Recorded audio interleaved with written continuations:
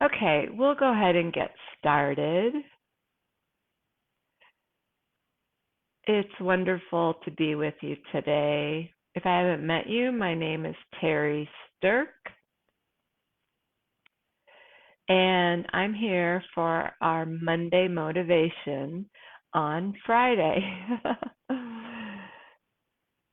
The title today is Beyond Happiness, Exploring the Resilience and Meaning of Joy. We've discussed hope and peace in previous weeks. And next, we'll dive deep into joy, its resilience, connection, and meaning beyond the fleeting nature of happiness. It's my belief they are not the same thing, happiness and joy, so we'll talk about how they are different. Today, we will explore the intricate relationship between joy and happiness, because they do go hand in hand, and we can benefit from both. While happiness often hinges on external factors or the circumstances surrounding us, joy stands firm, rooted in meaning, and transcends any external conditions. Happiness is fickle.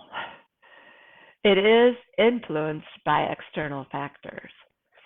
Once those external factors have exhausted their function to satisfy a need or a want, they lose their value. All of a sudden, we lose our happiness. So happiness is finite. It has a beginning and an end. Happiness is situational based on the events of the day or the week or the month.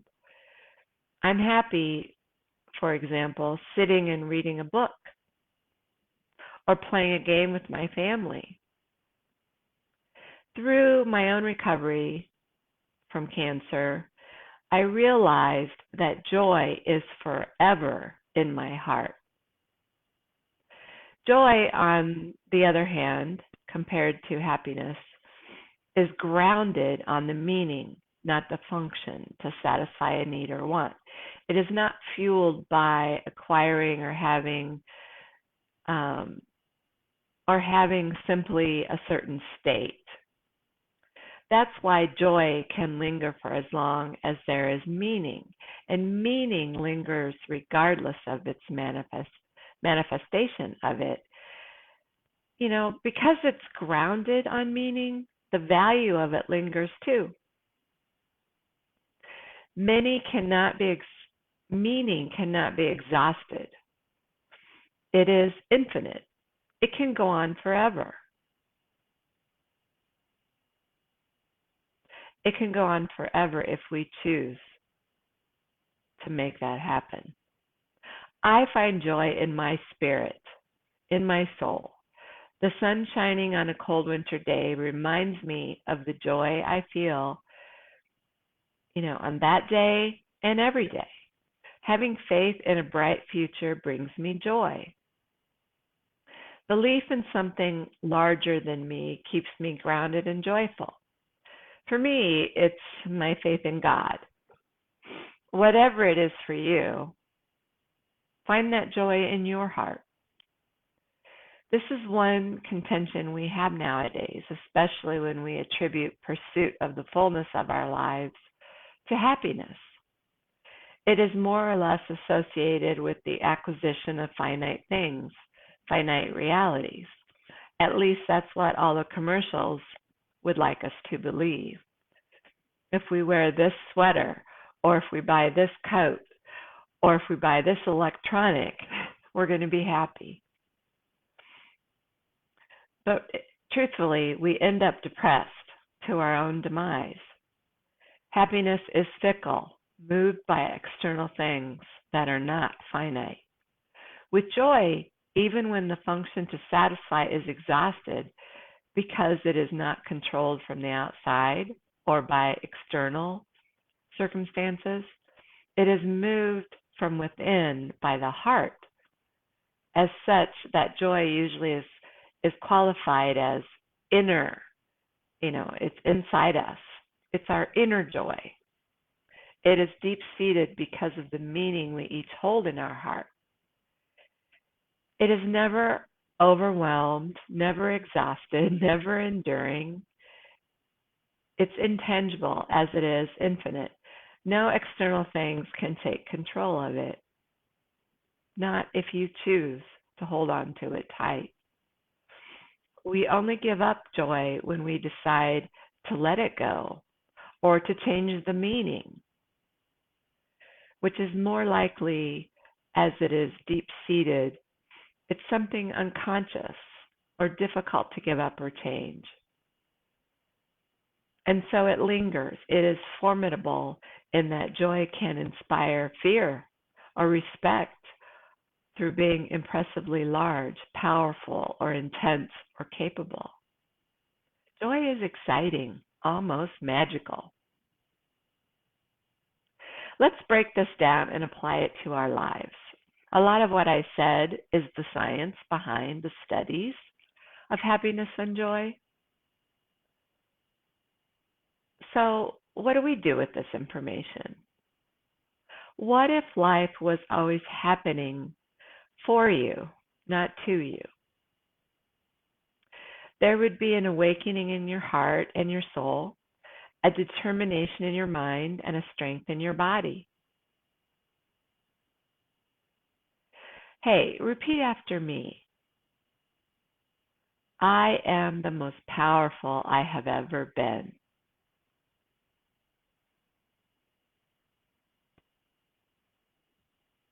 Next, repeat, I am walking into the most peaceful and healthiest version of myself.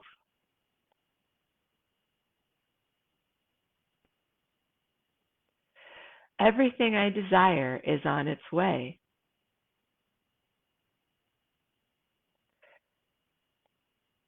Because everything I desire is already mine. You can repeat these affirmations over and over again because if you hold joy in your heart, they're all true statements or they're reminders of the joy that you hold there. So, how do I live my life? Now, in this present moment. If some change will come in the future, I'll live it then. I'll deal with it then, in that moment, but not today. There is only the continuity of now. The future hasn't happened. So let's not worry about something that might happen. It isn't logical. It makes little sense to fret about things that are only possible. So stay focused on today, the now. I must say that living from the perspective of now has little to do with your circumstances or conditions. I realize these times in your life might not attest to anything close to joyful. If you're having dark days or if you're going through treatments or you're in recovery from surgery or radiation, it may seem daunting or difficult. However, it is during these times we can choose joy. Then we must dig deep to experience joy no matter the present situation. But it is possible. I learned to do it, and so can you. Will you try? You may just see those circumstances or conditions in different lights. You won't stay wallowing in your own misery because you have joy to help lift you up. It could change your perspective on what's happening in this given moment. So, can joy and pain coexist? Life is a mixture of joy and pain. This we know certainly to be true because we're human and we have emotions. We get hurt. We find happiness with people, that we love around us. We have joy in whatever meaning we want to put in our heart. While we all experience both positive and negative emotions, The contrast between them gives life its flavor. It gives life a spark. It gives intensity. It gives us worthiness. If we only ever felt joy, we would quickly become bored. Life is not perfect. Equally, if all we ever felt was pain, we would soon lose hope. That's where joy can come in and sustain us during difficult times. The ability to feel both joy and pain makes us fully human. But can joy and pain coexist? Well, I say yes.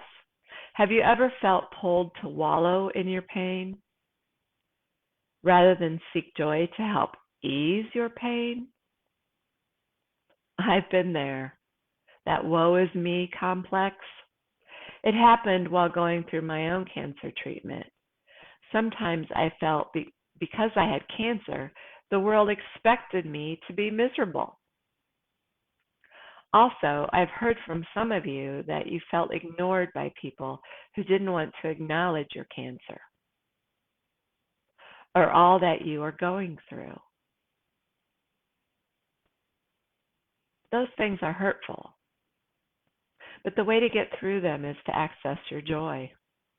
We feel pulled in both directions, feeling pain, but also seeking joy. This is a list of comments I've heard from others who have felt the conflict. If I stay in bed and cry all day, I'm not trying hard enough. If I show improvement and look beautiful, then I'm not actually sick. If I share my terrifying reality with others, then I'm seeking attention.